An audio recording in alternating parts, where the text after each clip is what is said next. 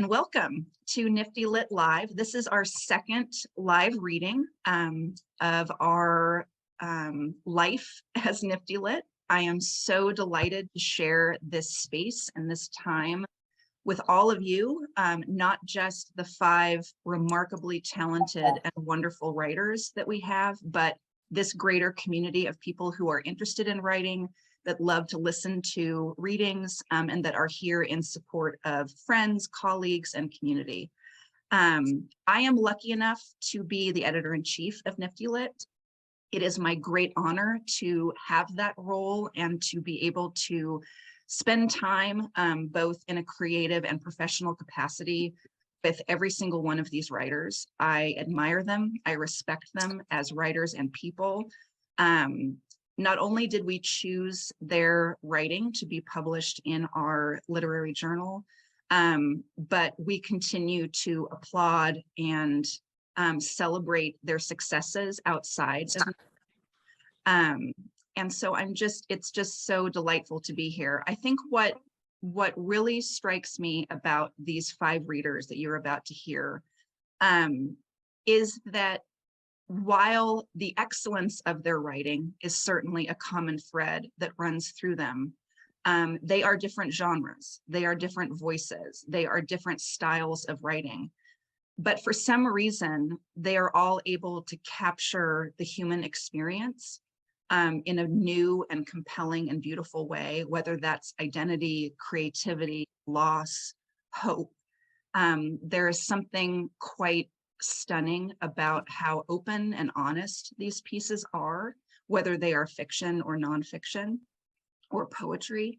And so I'm just particularly excited and enthusiastic to share their words with you tonight. A few housekeeping items. If you are just joining us, if you wouldn't mind putting your microphone on mute, just to make sure that if you have an emergency sneeze, we're not all hearing it during the reading. Feel free to keep your cameras on or off, whatever you feel most comfortable with. I will be introducing our readers and then giving them the stage, the Zoom stage, to read for about 8 to 10 minutes. We're just going to keep going through. We're not going to break for questions in between because I want to give them all a chance to have as much time to read as they can. But at the end, if you have a question, if you have something you'd like to ask one of our readers or just a general question that one of our readers might be able to answer, feel free. We would love that. This is our chance to sort of create a community, have a conversation about writing. If something in particular hit you that in all the right places about a particular reading, feel free to ask about that or comment on that. I also invite you to, if you do want to ask a question or make a comment, please feel free to utilize the chat function, because what can happen is if you have a question and you think of it in the moment, feel free to throw that into the chat. And then when we get to the Q&A, I'll just roll back and say, oh, Gina, you had a question about do. Would you like me to ask it or would you like to ask it? And then we can go from there. The other option is when we do get to the question and answer, if you want to use the little, I'm going to show you, there's a little reaction that looks like that hand, right? That will tell me that you are raising your hand to ask a question, and then I can call on you like the teacher that I am. All right, does anyone have any questions before we begin? I'm just so delighted to be here with all of you. Okay, ooh, I have more people to let in. 1 second. All right, so our first fearless reader, which I'm very, very excited to hear, is Jo Bauman, whose nonfiction essay, The Vault, was featured in issue 3 of NiftyLit. Jo is the author of 3 collections of short fiction, Sing With Me at the Edge of Paradise, The Plagues, and Hot Lips. His fiction and essays have appeared in Third Coast, Passages North, Phantom Drift, and many others. He possesses a PhD in English from the University of Louisiana Lafayette. He was a 2019 Lambda Literary Fellow in Fiction.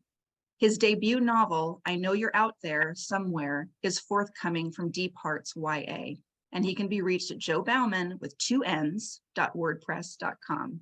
I'm just delighted to introduce and have Jo join us now. Thank you so much, Jo.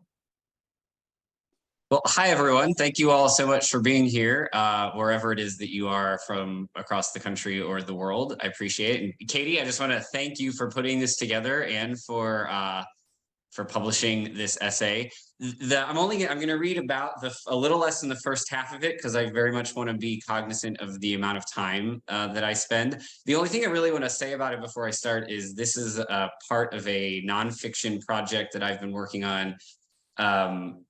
It's a standalone essay in a larger collection of essays that all use memories that I have about television stuff as their nexus point. So whether that's the one that you'll see described in this essay or various television shows, video game experiences, all those sorts of things that I'm sort of working on at the moment. As primarily a fiction writer, this is sort of a bit of unusual territory for me. It's been a very long time since I've worked on nonfiction, but I'm very grateful. It gave me a lot of confidence about this project when Katie and her staff asked to publish it. So that's all I really have to say about that. And I'm reading off my computer screen, so if my face looks weird, too bad. So this is called The Vaults. I should have known after watching the 1996 Summer Olympics that television would be trouble. 11 years old, I sat on my parents' bed and watched on a 12-inch television because someone was inexplicably, to me, watching something else on the big boxy TV in our living room. The image was slightly blurred, but I watched as Dominique Moceanu tried to win the United States its first ever gold medal in the team competition in women's artistic gymnastics, but failed by falling on both of her vaults. Then came Carrie Strug, who did the same thing on her first pass. Most people know what happened next. The Magnificent Seven have been sports icons for over 20 years. Prior to the Rio Games in 2016, Strug's second vault, during which she overcame what would turn out to be a broken bone, was re-aired as an epic moment on NBC over and over. You can hear Bella Caroli yelling, "You can do it," while thousands of Americans scream and cheer her on. The attendant crowd equal parts stunned, silent, and in absolute pandemonium when she lands and then, immediately after raising her arms to complete the vault, falls to her knees, scowling. Since then, and thanks to the brave way that Simone Biles stepped away from competition during the delayed 2020 games in Tokyo last year, when I wrote this, people have revisited that vault and the way Carrie Strug was treated, the pressure put upon her to compete with a broken leg, and the way we as Americans and human beings valorize competition over just about everything else. Carrie Strug was put in a position where she had no choice. Be a hero. There was no or, because the possibility of not completing her second vault wasn't an option. Not to her, not to her coaches, not to the thousands of shrieking, clapping spectators. But 11-year-old me didn't think of any of that. 11-year-old me was caught up in a different story. This story is both truth and fiction. It's fiction because the events never happened anywhere except inside my head. It's truth because it is the story of what I wanted and wished for in the aftermath of the 1996 Olympics, which were marred by the Centennial Olympic Park bombing, an event I had largely forgotten about before I thought about writing this. I had forgotten about the death of Alice Hawthorne and the injuries sustained by over 100 others. I'd forgotten that security guard Richard Jewell, the hero who probably saved many lives by discovering the bomb in the first place, was falsely accused of being the bomber and was subjected to a media assault and had his home sieged, despite the fact that he was simply doing his job. I forgot all about this for two reasons. First, my parents were probably diligently shielding me and my two younger sisters, 9 and 7 at the time, from coverage of such a gruesome smear on what should have been a celebration of athleticism, sport, and international competition. We were kids, and they wanted to keep the world clean and sparkling for us as long as they could. The second reason was that 11-year-old me became obsessed with Carrie Strug. There were no posters crammed on the wall above my bed. I knew nothing about her. I couldn't even remember how old she was, and I had no idea where she was from. This, of course, was pre-Google, when information of that sort about the rich, the famous, the springboard heroes of athletics became available at the click of a mouse button. None of that mattered much to me. Nor was I experiencing the kind of adolescent crush that blasts away at the hearts and souls of so many kids as they creep into, through, and out of puberty. No, I was definitely not in love with Carrie Strug. At 11, I still didn't really know what it meant to fall in love or feel that way about anyone except for a tall, willowy girl named Casey in my 5th grade class. And the only thing I ever did about that was try to align myself in the boys' line across from her, as she stood in the girls' line when we prepared to traipse to the school library or music class, or even out to or in from recess, because I was convinced that our parallel spots would someday, somehow, mean something. No, my obsession with Carrie Strug was much simpler and platonic. I wanted to meet her. I wanted to know her. My bedroom was the only one in our house that faced the street.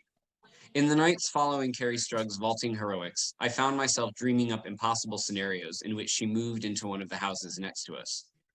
The specifics have faded from my memory, but I remember that I found myself embroiled in sharp-toned dreams where I watched from my bed as moving trucks clogged our cul-de-sac, burly men hauling beds and dining room tables and huge mahogany desks into the house next door. I would watch a car pull up, something discreet, the sort of mid-range sedan that pockmarks suburban streets and which one wouldn't expect to haul around an Olympic hero. But then she would emerge from the passenger side door, and even before stepping foot in her house, she would be crossing my front yard, ringing the bell so she could introduce herself. In these dreams, I couldn't move, my feet suctioned to the carpet as the doorbell rang. I was the only one home, and soon enough I would watch Carrie trek away. Somehow, I knew she would never come back. I'd missed my chance. I would always wake up still stuck there, staring at her departure, dizzied by sorrow, as if one of our cats had died. Before those Olympics, one of my favorite activities was drawing up fake basketball tournament brackets and playing out the final moments of several of those games, not on an actual court or the hoop in my driveway, but by using a squishy 6-inch ball and one of those tiny plastic hoops with suction cups that I attached to the door leading to our back deck, crashing around in our living room, much to the annoyance of my parents and sisters. After that Olympic Games, however, I imagined myself on a mixed gender gymnastics team. I would rush up and down the hallway leading to our bedrooms, periodically coming into close contact with one of my sisters as they left their bedroom or the bathroom. More than once, I sent one of our cats scrambling from a lazy snooze in front of the hall closet. I didn't actually do any handsprings or flips or cartwheels. Even today, I can barely manage a handstand, and only with significant adult supervision. But that didn't matter. I imagined the crowd, the cheers, the stuck landings. I imagined offering high fives to my teammates after a particularly good run, always ending with a double slap of hands with Carrie Strug. This obsession went on for several months. The dreams piled up. As with all childish fixations, my focus on Carrie Strug as neighbor waxed and waned. When it seemed to finally be fading, she appeared in an episode of Touched by an Angel, a show that my parents watched here and there throughout the 1990s, and I became obsessed again. Then, at some point, I moved on. Carrie Strug slipped out of my memory. I wouldn't think about her for years, not during the 2000 Sydney Olympics or Athens or Beijing. I was older, and Carrie Strug's vaulting heroics were no longer at the forefront of my brain. I do remember Carrie Strug now and then. Thanks to YouTube, I can revisit that vault. I can see the pained expression on her face when she falls on the first run, the way she grimaces and shakes out her foot. I wonder often what she's thinking at that moment. 18 years old, the weight of Olympic and American history on her shoulders, the Georgia Dome whirling with noise, her coach and teammates looking on, the pain radiating up her leg, then drowning all of that out and running, sprinting the 80 feet to the table, spinning and canting through the air, and then landing, not perfectly, but good enough, then toppling over in horrible pain. For a good 90 seconds, while she is being grabbed up by Caroli, the entire gathered audience is waiting, wondering whether they should be cheering or not. Because surely this girl has earned the required score. But at what cost to her body? There's a nobility to her pushing through the pain, but this is, after all, simply a sporting event. It will not change the course of history. It will not save a life.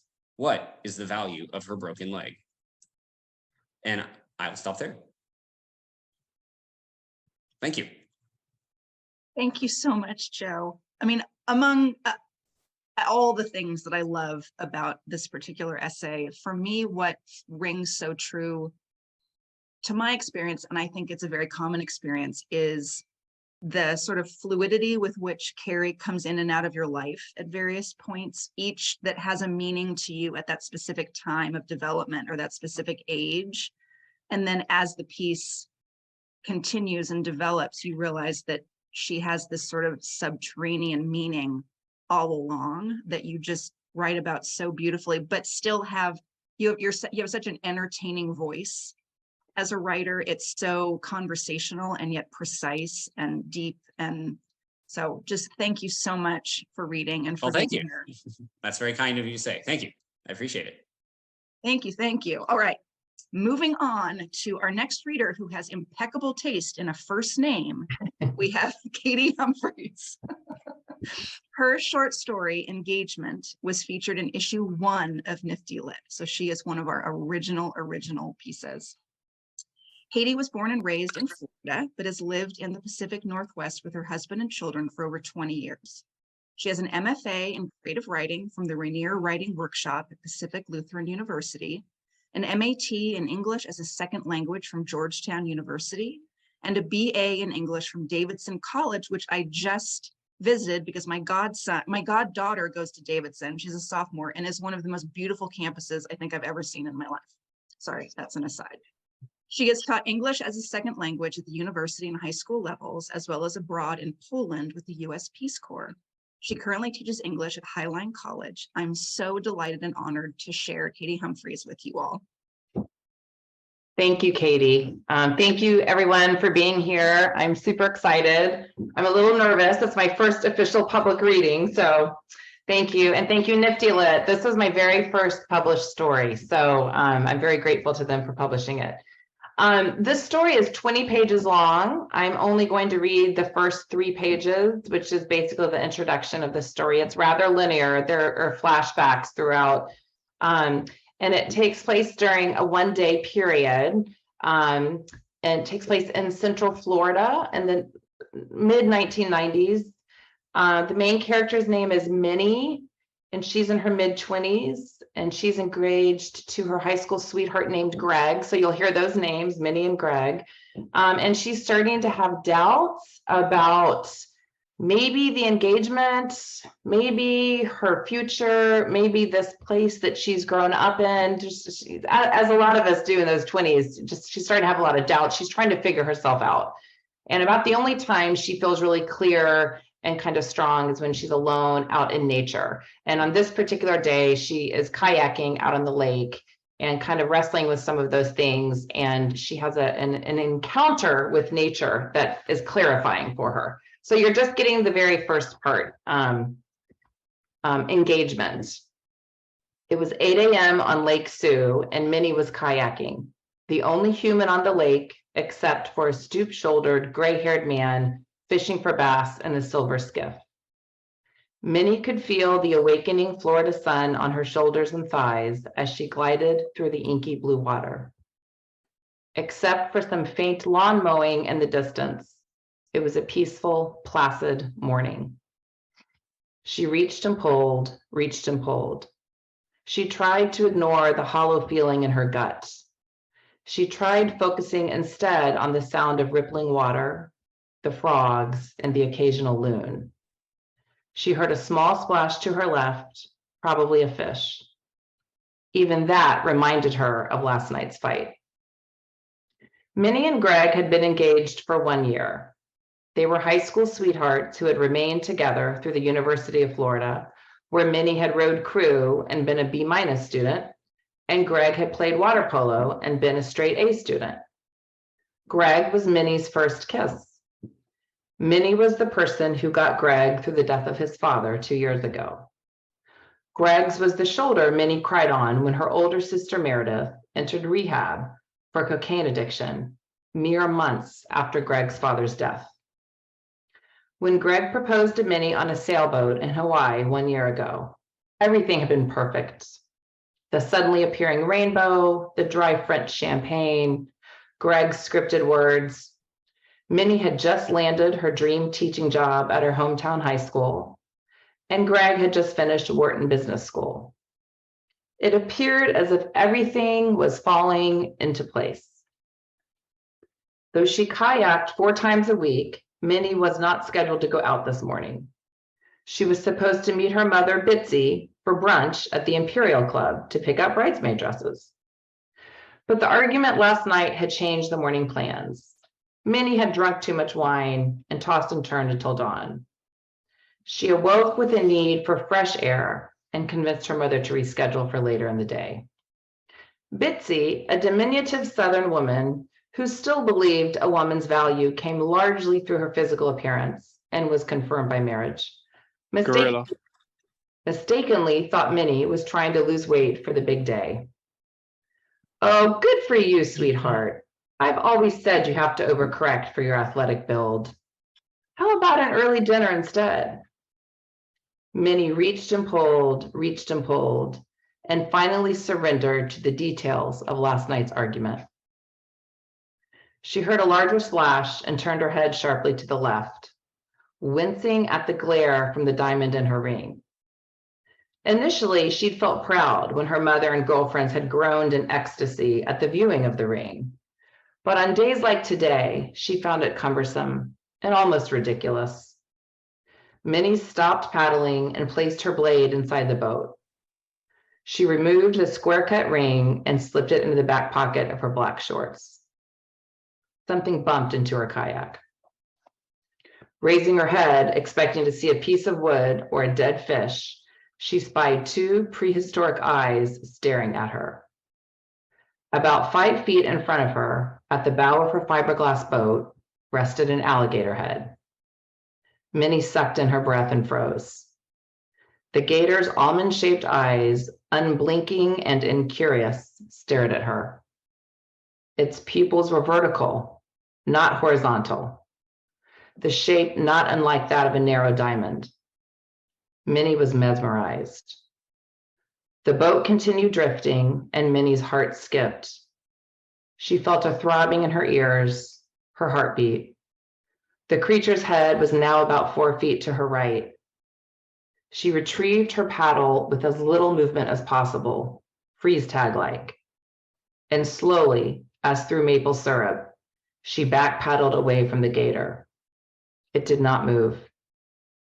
Once she was 10 feet away, Minnie exhaled and relaxed her shoulders. The wind shifted, ushering in a smell of rotting vegetation. Still paddling backwards, she looked around to orient herself and realized she'd inadvertently traveled in the direction of Halliburton Canal, a favorite breeding spot for Sioux gators. This mistake surprised her. Minnie turned her gaze back to the creature, which was now roughly 15 feet away.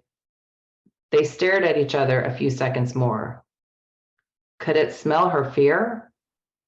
The gator's head ascended above the surface several more inches. Minnie's heart began to race. She recalled her old lifeguard training about how to fend off an alligator attack. If an alligator attaches itself to a person's limb, it will likely try to roll the victim. The victim is supposed to allow the roll without becoming disoriented. Poking the gator in the eye or punching it in the face are recommended. Good Lord, she hoped it didn't come to that. She paddled backwards some more, making space, hoping the gator would not notice. But its mossy, knobby skull and snout were now fully above the water. A heron whooped overhead. She drowned at the end. Then suddenly the gator closed its.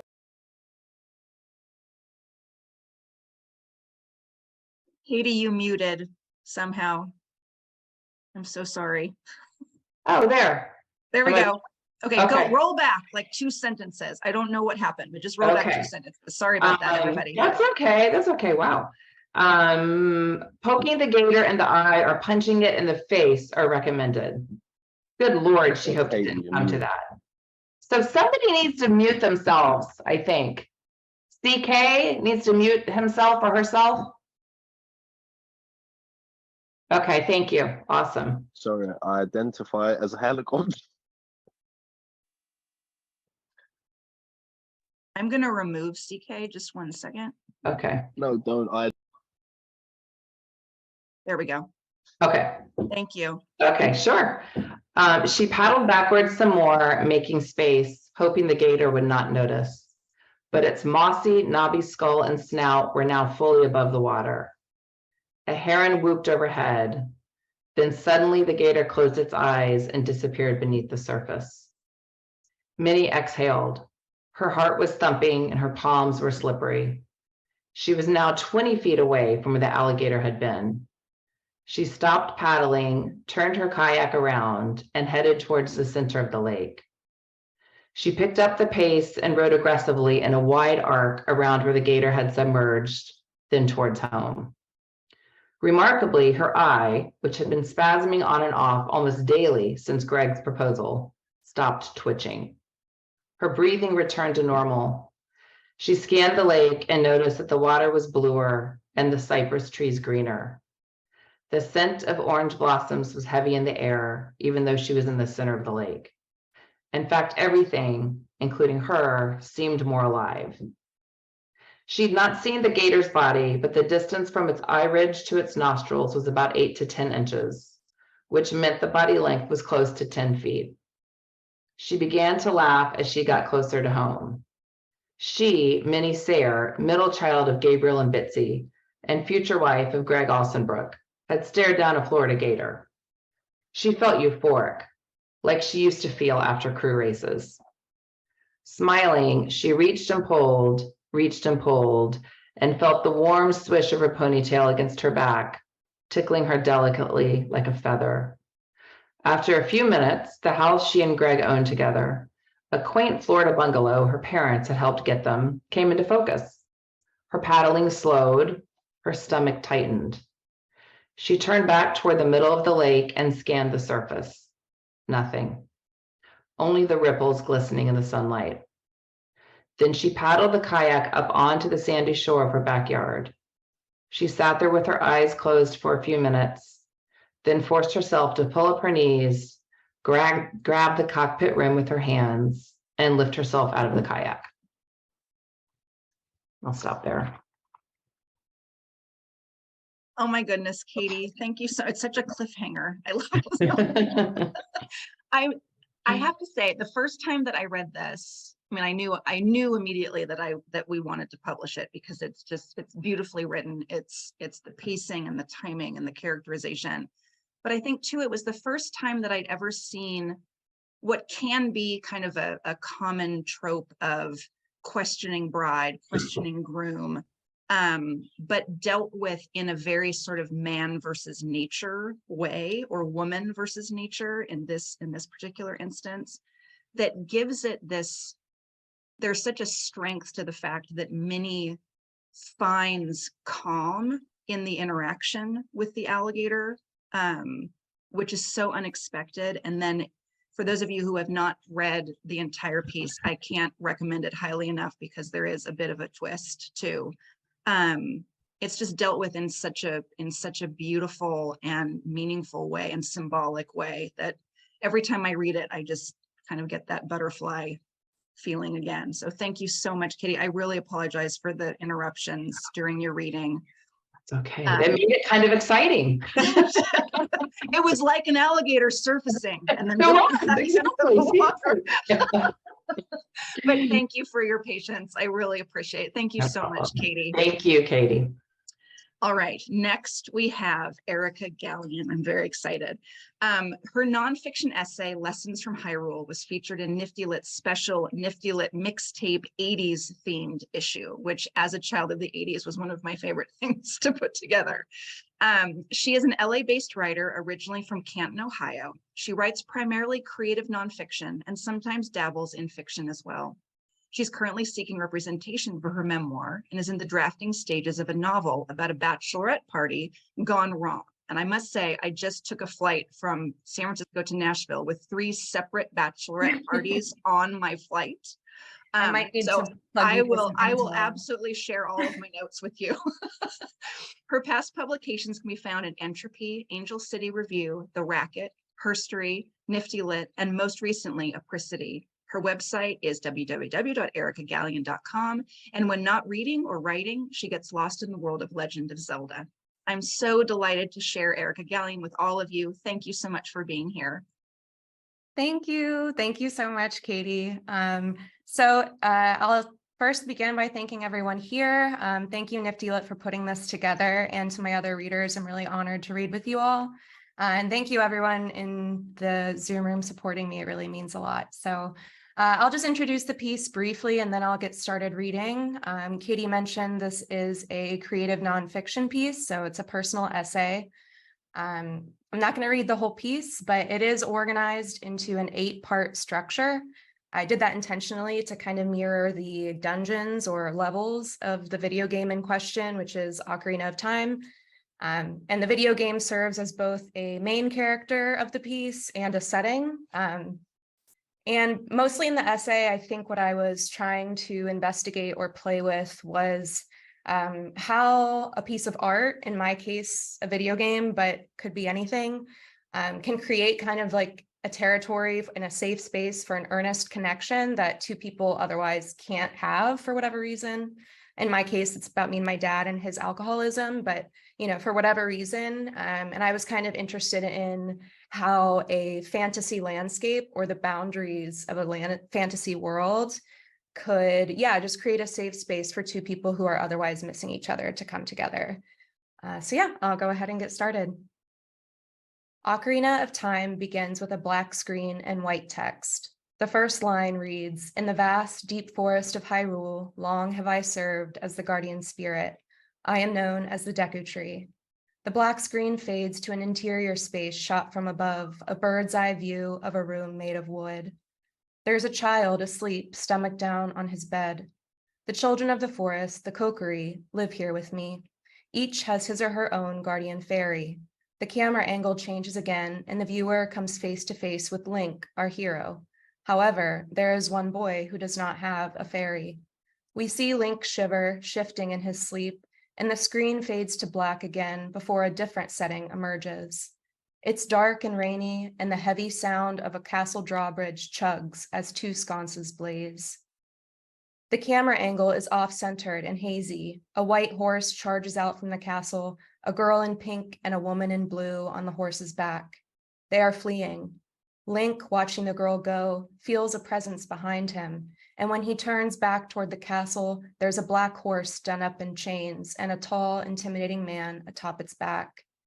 Gone are the ambient rain noises. Now it's heavy organ music, sounds of doom.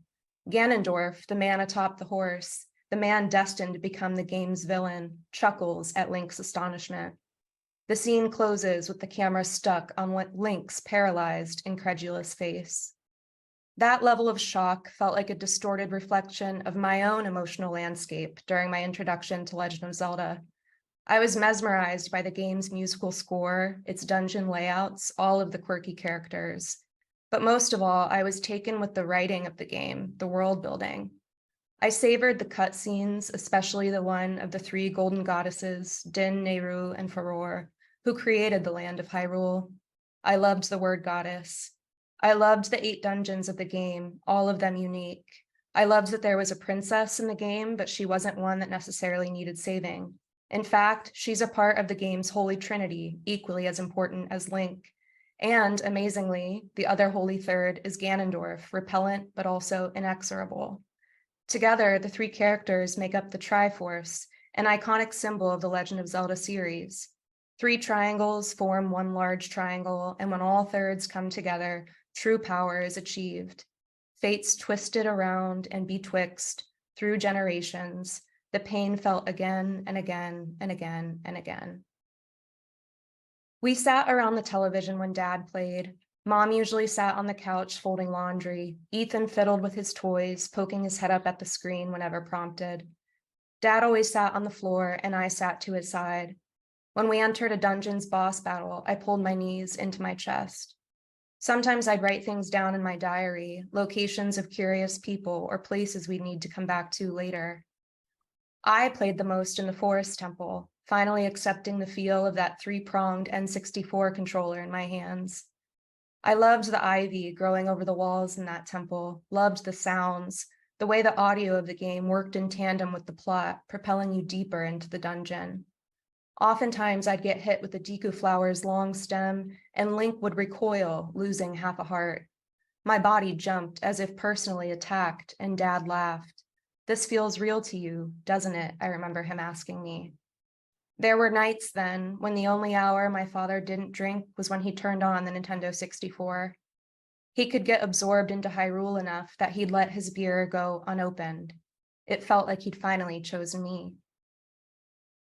I bring my Nintendo Switch to Ohio when I visit my parents so that my dad can watch me play Legend of Zelda: Breath of the Wild. When I play, he gives me tips. He stands in the doorway of my old bedroom, bush can in hand, and he tells me to slow down, quit moving so fast. Dad asks me what Ganondorf is up to, and I tell him same old shit. But that's not entirely true. There hasn't been a Ganondorf as sinister or as cool since the iteration in Ocarina of Time, the game my father and I played together 2 decades ago. No other incarnation of Ganondorf has as evil of a laugh, as intimidating of a presence. A few years ago, home for the holidays, I showed my father Hyrule Historia, an encyclopedia of Legend of Zelda.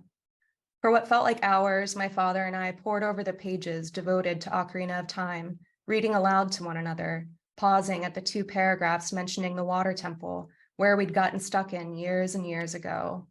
I laughed to puncture the pause. Revisionist laughter, the kind only time permits.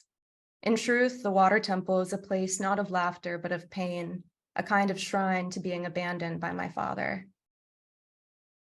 The game changed when Dad entered the water temple. The 5 dungeons that came before were challenging, tedious even, but the intricacies of the water temple were unlike anything we'd encountered thus far. The water temple is now famous for its difficulty. The dungeon itself has become a meme in gaming communities, its name a homonym for overly punishing dungeons. But we didn't know that then. I couldn't comfort my father's frustration by reading him Reddit threads where gamers commiserate together over ill-placed whirlpools and secret rooms. The temple is controlled by 3 switches.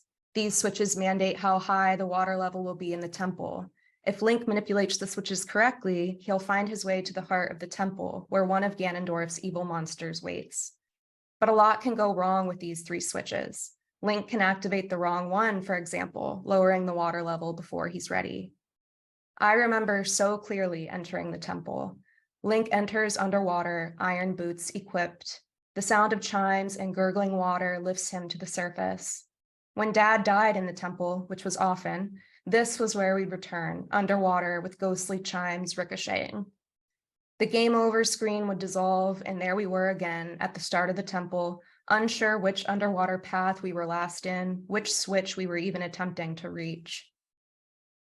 Hyrule didn't necessarily feel safe to me as a child. It was dangerous and sometimes scary, but it did feel like home in the way that home sometimes felt like a puzzle to complete. It felt like home when my dad rode Epona the horse across Hyrule Field. The forest temple especially felt like home, its trees so similar to our trees, its bird calls sounding like the robins of our yard.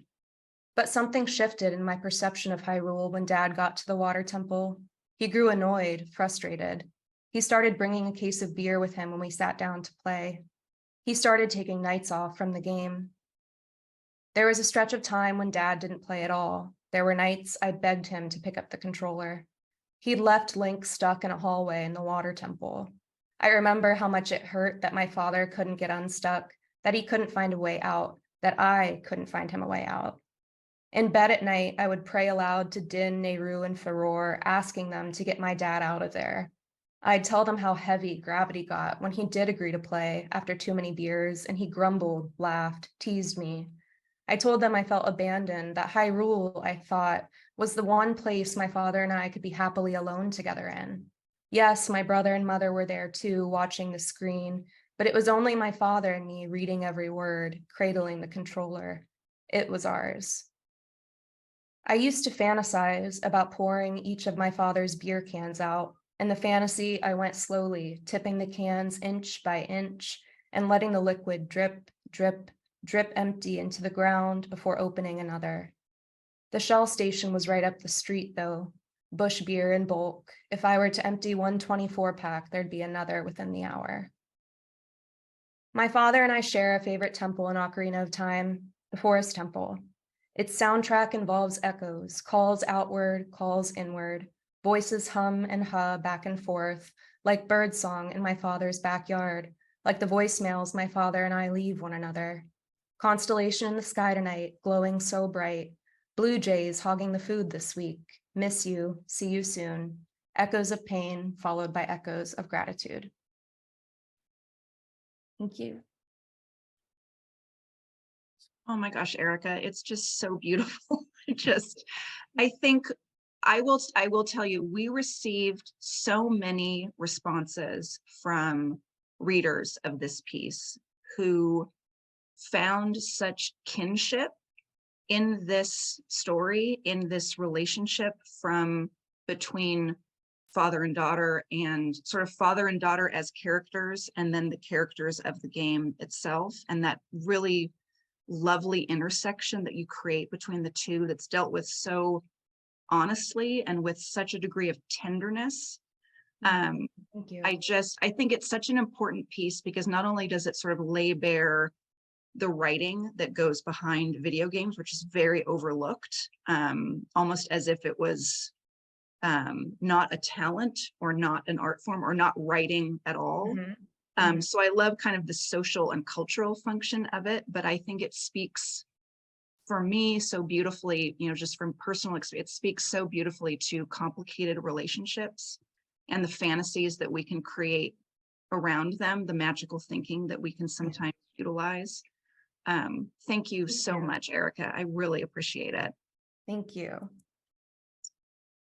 my gosh, this is so fun. Okay, so our next writer, I just had the great honor of meeting in person during my travels last week, is Adam Cheshire, whose gorgeous flash prose collection, 90s Kid Plays Games, was NiftyLit's first long-form publication. Cheshire is a writer living in Hillsborough, North Carolina, and is every bit as charismatic and lovely in person. So I'm very, very excited to share Adam with you all this evening. Thank you so much, Katie, and thank you to everyone who's here. This has been incredible to listen to.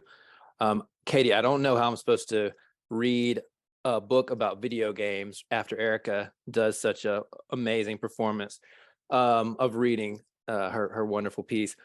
But I do have 3 really short pieces I was going to read.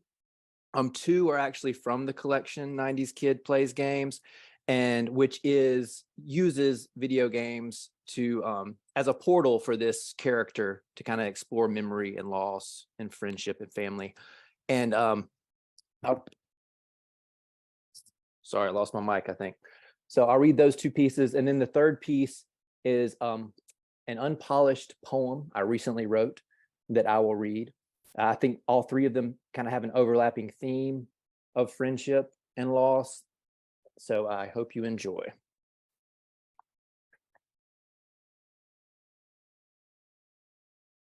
Need for Speed. It was a purgatorial summer, not yet possessing a driver's license, yet wanting to be everywhere my bike couldn't take me. My friends, who were they?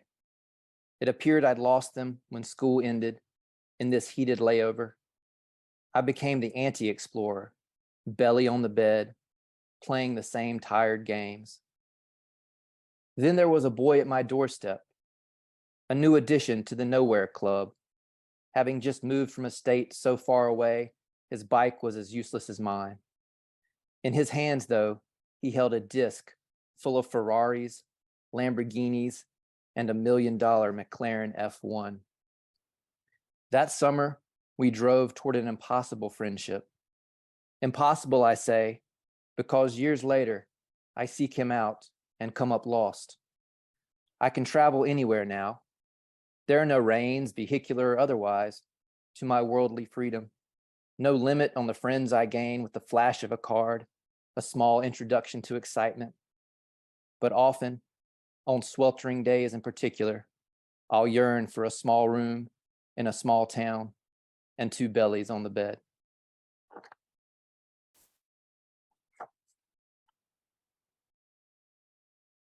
Soul Caliber. How often did Drew and I play? In total, the entire year, that volatile and in equal measure dreamlike and nightmarish time that is your first year of college, maybe a few hours at most. 5 to 10 minute clips at a time. Drew always on the move, flitting in and out of our dorm. Never the sense of rushing anywhere, but more like a surfer riding a particularly large wave, gliding in the barrel. In contrast, there I was in the loftily labeled suite area of our dorm, staring back at myself in the tiny black screen of the TV VCR combo, waiting for some type of inspiration to strike, something that would induce creativity, unblock the wretchedness of my recent poems, or, more hopefully perhaps, an idea for an activity that would give me an excuse to escape my own useless introspective trap. Where are you now, Drew? Where are you with that cool, unabashed excitement of being young, at having this moment, this near stranger in front of you that you asked in the thrilling way a childhood friend might ask to have a sleepover? Quick clash of souls, brother? Do you know how many times, Drew, that blackness was gnawing at me, devouring me, before you burst in, brightening this unreplicable space in our lives? Sometimes, across the world now, and no longer young, I think I'd be okay again, for a few minutes at least, if you would walk through my door and ask for one more game. I often stare out the window on dark days, measuring certain notions, and dream of it. So that was from 90s Kids. This last piece I'm going to read was a poem I wrote a few months ago, actually. Within the last few years, a couple of my friends who I was really close with them in my 20s passed away, and I wrote this as I was thinking about them and that time in my life, and this kind of is dedicated to them and anybody who has lost anybody here recently, and particularly people you've had relationships with when you were younger and you lose track of throughout the years, and then they're gone from the world, and you might not have known the life they lived in between that, but you knew they were friends and that you were close with them when you were young, and that's sometimes the most important relationships we'll ever have with anybody. So it's called Where'd They All Go? On this empty beach, a winter chill coming, I think how the sky would be beautiful, could be, that it once was when they were here. There's a photo somewhere lost to an analog past of our arms spread wide, faces up to catch the falling snow, a collegiate glee captured on the ironic white wave sand.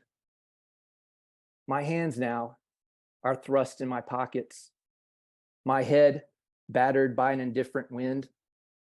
Parts of me succumb to numbness in their own way. Other pictures too abound only in memory, of parties on Daylily Avenue, the music almost seeping through the blur of the cheap, chipped frame. We once drunkenly tossed a football back and forth across the length of a crowded Buffalo Wild Wings after Appalachian State beat Michigan.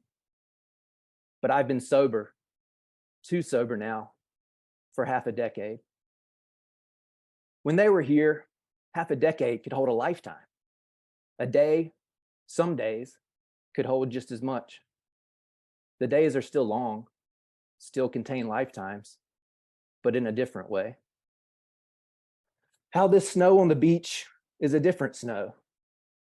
The cold, a different cold, one of absence, of cumbersome breath, and not the glowing fog of our young lungs, the red rush of skin and sky, where we looked up and shouted at the unknown future, in oblivion away and interminably envious of us. I look out on the darkening infinite now, here on this beach, alone, jealous of its propinquity to those friends who dance with it forever to songs we knew first. Thank you. Oh, Adam, thank you so much. That was so beautiful. It was so wonderful to hear another side of your writing and another voice in your writing, but that still, for me, holds that glorious power of memory and power of early connection. and that even if a connection isn't there physically anymore, it doesn't mean that it doesn't exist. Oh, those were just beautiful. Thank you so much, Adam, for being here and for reading. All right, I can't believe this, we're at our final reader. The wonderful Nancy Fagan, whose short story, The Lifeguard, was featured in issue 3 of NiftyLit. Nancy's work appears in NiftyLit, woohoo, Coolest American Stories 2023, Fiction International, The Bangalore Review, and Tamarind Literary Magazine UK, among others. She is a registered nurse with a BA in English from Mount Holyoke College and an MFA in writing from the Vermont College of Fine Arts. Residing in Western Massachusetts, she is busy revising her second novel and herding cats. Please visit nancyjfagan.com for more information, and I am absolutely delighted to share Nancy Fagan's writing with you all this evening. Thank you. Hi, everyone. I just wanted you to take a look at the beautiful artwork. I know it's small on the screen, but this is from Rowan Bartolome that accompanied my piece. NiftyLit does a beautiful job of joining artists of all types together, and that's a great example. I love that piece. It's really a thrill to read with these other writers here tonight. Special thanks to Katie and Alex and Joe. I know Joe's in the audience tonight too, of NiftyLit. Thank you for including me in this grouping. My story is called The Lifeguard. The sun rose in Arizona with a fizz off the cool desert that sent clouds of ovine marshmallows through the sky. Air dry as rough bones surrounded me as heat sizzled its way to the empty pool deck. Seeking to heal a break in my soul in the warmth of a worn chaise lounge, I squinted up. Vivi, I'm here for you. A woman sat on the chair beside me, probably in her 30s, the curve of her torso graced by yoga pants, with ashen hair tied loosely at her neck. Freckled and pale, her exact but older replica sat in the next chair. The elder wore a skirted bathing suit that dragged furrows in her bronzed shoulders. The more I looked at them, the more I saw it. The tilt of their heads and the trace of Midwest in their speech reminded me of Vivi, as did the child nestled at their feet, a cascade of brown curls down her back. It nearly hurt to look at them, but I found it just as hard to look away. The girl, about 4, jutted her chin at an angle with her head tipped back as if she couldn't focus well. Her whine carried through the air as she spewed nonsense. Kooka-looka-loo. Her mother sang back, Liberty, shh. Liberty blinked and pressed her lips together. I watched her gather her fists in bunches as she bobbled her head from side to side. Then she bellowed, Kooka-looka-loo. I glanced around to see if the noise bothered anyone else. A man in a pair of erratically patterned swim trunks sipped from a beer can and held his phone to his ear. Another family with 2 teenagers concentrated on their board game, red pool noodles on the ground under their table. A 20-something tapped their foot to the pulse of their AirPods, oblivious. A spray of water laced my toes and I rubbed them with my towel. I had reserved a Pueblo-style hotel, its adobe nestled between red rock and cacti. The scrub of a desert landscape dotted the gentle slope of the hillside. Chaises looped the pool area with coral color umbrellas protecting tourists from sunburn. The resort's playscape, located just close enough that a lazy parent could say they kept an eye on their kids, teemed with children. A man smoked outside the fence. She would have loved it, my Vivi. The sky cleared slowly, and I took off my t-shirt to let the southwestern sunshine kiss the skin around my bathing suit. I felt a hint of calm for the first time since Vivi died. 3 years is a long time to grieve. I watched Liberty step closer to the water and balance along the edge. My stomach sank as she teetered and then, almost absentmindedly, righted herself. She bent as if to dive and stared at her reflection, her royal blue bathing suit stretched to its limit. She snapped the plastic away from her bottom. Her mother and her grandmother raised their faces to the sun, and I wondered if they sensed peril as I did. Though I angled my chaise away from the three of them, they stayed in my periphery. That's something Vivi would have done. She looked out for strangers. Liberty spoke with a lisp, a catch in her R's. "Grandma, watch me spin. I'm a mermaid," she giggled and twirled on the cement. Her mother glanced over her sunglasses. "Don't be silly, Liberty." Of all places to sit, next to a family that looked and sounded like they belonged to Vivi. Or did I miss her enough to fabricate pieces of her in others? I shook my head and tried to focus on my book, another mind-numbing story by a popular author who churned out the same book year after year, filled with romance and loss with a save at the end, predictable.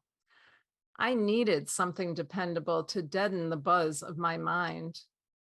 I read the first sentence twice and looked around again.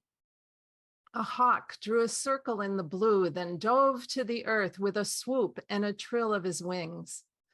A cadre of ants devoured a patch of sticky green around a discarded can of lime soda. Vivi would have reminded me to leave the army alone and not crush them with my flip-flop. If they stayed away from my tote bag, I'd let them live. The girl approached so quietly, it seemed as if she dropped from the sky. "Hey, lady." Her fingertip a soft scratch against my skin. I startled and pulled my arm away from her tap. "Hi." I glanced at the mother, but her head lolled to one shoulder. Liberty pressed my arm again. "Lady," she insisted. Her eyes held a curious look. A pair of plastic sunglasses hung from the neck of her bathing suit. Dirty bubblegum painted toes jutted under my chaise. She smelled of copper tone. I wanted to touch her hair. Instead, I tucked my hands under my thighs. I needed quiet reflection on Vivi's life while in the desert she dreamed about, an opportunity to say goodbye. It seemed the least I could do to honor her. As Liberty's 4-year-old face examined mine, Vivi's image flashed before me again. It didn't take much. Though my wife straightened her mop of curls, then tucked the bulk of it into a tight knob at the base of her skull for work, the texture of the girl's hair stirred a memory for me. And Vivi always had her toenails painted pink under her Crocs. The grandmother held out her hand. "Let's swim," she called to the girl. Liberty squealed and ran to her. The elder slid neon floats on each of Liberty's arms and folded her close before they stepped into the water. Thank you. Nancy, thank you so much. I feel like a broken record, but these are just so exquisitely written and developed. And what I love in particular about this piece is we get these, we get this one strand of story of this trip to the desert and this little girl, but then breaking the surface of that is Vivi, and our understanding of her and this relationship is given to us so delicately and so precisely throughout that we know that Vivi is important, but then we find that Vivi has died, and then we find that Vivi is the wife, and then it's almost like putting a paper in developing water, this portrait of what this relationship looks like and what it was and what was lost becomes clearer and clearer, and at exactly the right pace. You wouldn't have wanted it any quicker or any slower. I just think it's such a remarkable story, Nancy. Thank you so much. Thank you, Katie. Thanks, everybody. So I do want to give a wonderful, wonderful thank you to all of our writers and readers and listeners today. I also want to give an opportunity if anyone was interested in asking a question of any of our readers. If you would be interested, either throw your question to the chat, or you can put that little hand emoji. If you go into reactions, there's a little, it looks like you're raising your hand in elementary school.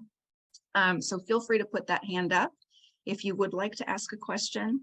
I think I would love to ask at least one question before we run out of time, which is, I would love to know what each of you, if you could just give me a little sneak peek, even briefly, of what it is that you're working on currently, if there's a project that you're excited about, so that we can all, as fans of yours, follow along and anticipate the next wonderful thing that's going to come from your creative minds.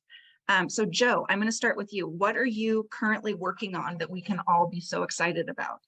Well, can I say two things that are in sort of Absolutely, different stages? yes. So I am right now, it's in a stack right here. I have a manuscript that is coming out next year with Northwestern University Press, a collection of short stories. So oh, Joe, that's I'm so in the exciting. I'm in the midst of doing a bunch of revisions. Got some really good editorial feedback on that.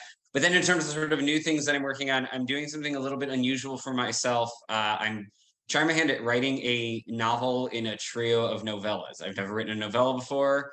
Wow. And so I'm kind of about halfway through, actually. I'm almost exactly at the halfway mark. I'm halfway through the second of the three novellas. So in the very rough draft form, none of it makes any sense yet. I don't really know what's going on, but that's what I'm sort of tinkering with at the moment. Oh, that's amazing. Congratulations on the manuscript. That is phenomenal. And I'm so curious, and then I'll move away, but what was it about novellas connected into a novel length piece that appealed to you? Because I find that really interesting. Yeah, I don't know. Well, I think I had the idea for the premise first, and then was thinking about it and thought the structure of three novellas would make sense, because the basic premise is that this same character has three very strange encounters with, he's a passenger in a car that gets pulled over at three different times in his life, and something very strange happens during each of these. I primarily write speculative fiction, so of course nonfiction would totally give that away as the thing that I read tonight. But so I write these sort of very weird things, and so I thought of this idea, and I thought, well, wait, what if instead of either trying to write that as, and I primarily write short stories, what if instead of trying to write it either as a short story or just sort of a novel that has, your sort of standard chapter oriented fare, what if I try doing something I've never tried to do before and write a couple of, three novellas, each one centering on each of the weird sort of events. So that's where that came from. Awesome. I can't wait to read all of it. Hopefully it will work out. Tell me again when the short story collection is coming out. The short story collection will be next July 2024. Okay, I'm marking my calendar. Thank you so much, Joe, and best of luck with your novel. That's really exciting. Thank you. All right, Adam, I would love to hear what I got a little sneak peek over coffee, but I would love to hear what you're working on too. Yeah, so I do have a short story coming out in the Roanoke Review in May, which I'm excited about. Thank you. It's I'm excited because it features Kafka, and anytime somebody else besides myself actually wants to read my writings about Kafka, I'm particularly happy.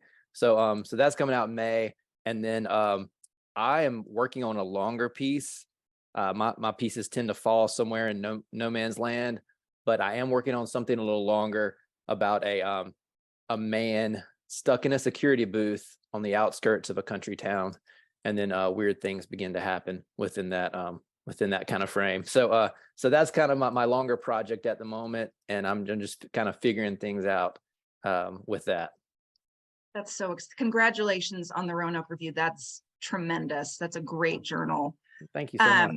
And then would you categorize the longer piece as speculative fiction, as science fiction, as a hybrid of genres? I'm so curious how you would categorize it, if it even needs a category.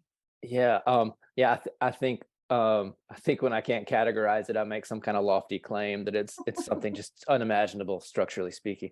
No, I think definitely there's a speculative aspect there to it. I don't my structure. I've got to work with my structure there, but I think typically I'll do some other world interdimensional stuff to kind of cover over some of my limitations there, structurally speaking.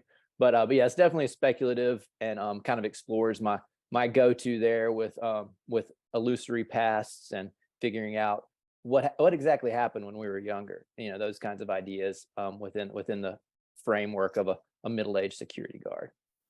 Oh, that sounds tremendous. Yeah. Congratulations and good luck with all of it. Okay, Miss Katie, I would love to hear what you're working on, please. I just sent a story out for submission. I haven't heard back on that, so I'm waiting on that. And then I'm working on a new story I'm kind of almost done with, about two best friends. They're older ladies. One's in her 60s, she's Anne. The other one, we don't know how old she is. Her name is Shayna. She's very beautiful, and she won't tell anyone how old she is. Even when her life is at stake and the firemen come to help her and they need to know how old she is, she will not tell them her age. And that's where I am with it. So I don't know the end yet. I love that. I love the social commentary of that so much. It's super fun to write. Oh, I bet. Oh my gosh. So please keep us updated. I will send all of the good literary vibes out into the world for the piece you submitted. And I cannot wait to read The Woman Who Will Not Reveal Her Age. Okay. Thank you. Thanks, Katie. Okay, Nancy, what are you working on currently? Well, I'm revising my second novel. I have my first novel is out on submission with my agent, and that's a special kind of hell to be in. Right now, waiting to hear something from a publisher. I see all the writers are nodding. So I'm trying to keep busy submitting short stories and revising the second novel. So hopefully something will work out. Oh, congratulations. That's so exciting. I know the sub hell too as well. I just signed with my first ever agent this morning. Congratulations. Thank you. And so now it's like, okay, that one is done. And now I don't know what the next layer of Dante's hell looks like. So I may reach out to you, Nancy, just for absolutely. I'm here for you. You're here for us. I'm here for you. Thank you so much. Oh my gosh, I can't wait to read your novel. That's so exciting. And both of them. Oh, that's amazing. Thank you, Nancy. All right. And Erica, tell us all that you're working on right now. Yeah, so the essay I read from is a part of a larger collection. It's a memoir and essays. And I think the book is pretty much done, which is scary to say. So I'm in the hell before Nancy and before Katie, where I'm writing inquiry letters and querying agents. So yeah, I'm in that stage. But it feels okay. I feel like I'm at a stage where I know the project really well, and I'm pretty confident in it at this point and what it is and what it's trying to do. But yeah, that's more about my dad and me. It doesn't have much Zelda. That's only in this essay, but mostly about my family and kind of like a family secret that I got access to. And it involves some like reportage. There's like court documents involved. So yeah, just kind of like an interlinked essay collection. Don't want to get too true crimey, but there could be a spin that could, I don't know, marketability, true crime. Why not? I might throw it in the inquiry letter. And then I'm also, I try to dabble with fiction, but every time I try, it just feels very unnatural to me. But I'm working through that, and I'm trying to put pen to paper on a short story I wrote that is actually a novel, which is the Bachelorette story you mentioned. Yeah, I'm just like, speaking of particular hells, I mean, millennial Bachelorette culture is like a special circle of hell. And just like the amount of money that I've sunk into Bachelorette parties and all the things going around wedding culture, and having just gotten married in September, we did not do any of that. We eloped. So just like a lot about wedding culture, and it's kind of like a funny, fun romp is what I'm imagining, but kind of like a 3-day structure in Austin, which has surpassed Nashville for the It bachelorette has. capital. Yeah. I learned that over the last week. Yeah. So it's funny. I've been like pulling research like from friends who just have horror stories. Like, this person cheated on her husband at this bachelorette party. This person got lost, like just these horror stories I've just been compiling. And so it's going to be fun. Oh, I cannot wait. So first of all, congratulations on your recent wedding. That is so exciting. Thanks. And also on all of these amazing pieces. I mean, if Lessons from Hyrule is any indication, there is going to be no shortage of agents who are going to want to snap this thing up. It's just Thank you. That means a lot. lovely. And I can't wait for the bachelorettes to appear because I will be there in a Yeah. heartbeat. Thank you. Hopefully it'll be lighter than my memoir. That's okay. Anything would be lovely, Erica. Thanks. Well, we have come to the end of our time. Unfortunately, I could sit here and chat with all of you for the next day and a half, but I just want to say thank you so much to everyone who read, everyone who came in support of these amazing writers and human beings. I'm just so delighted to spend this time with you. I think that much like, I don't know, I feel like right now, people's words are a special place of rest and calm and introspection and imagination. And there's a particular importance that I'm finding right now in the creative words of others. And so to be able to spend this time with you and have all of my senses engaged in hearing and seeing your beautiful faces, I feel very blessed to be in this position. And I wish you all a wonderful rest of your evening. For those of you on the East Coast, I hope that you have a wonderful post-dinner cocktail, perhaps. And those who are heading into dinner, have a cocktail as well. Have a wonderful night, everybody. Thank you so much. And I hope to see you all soon.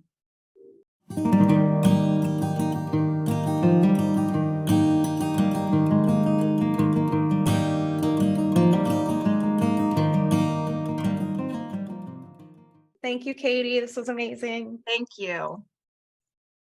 Thank you. Thanks, Katie. This was awesome.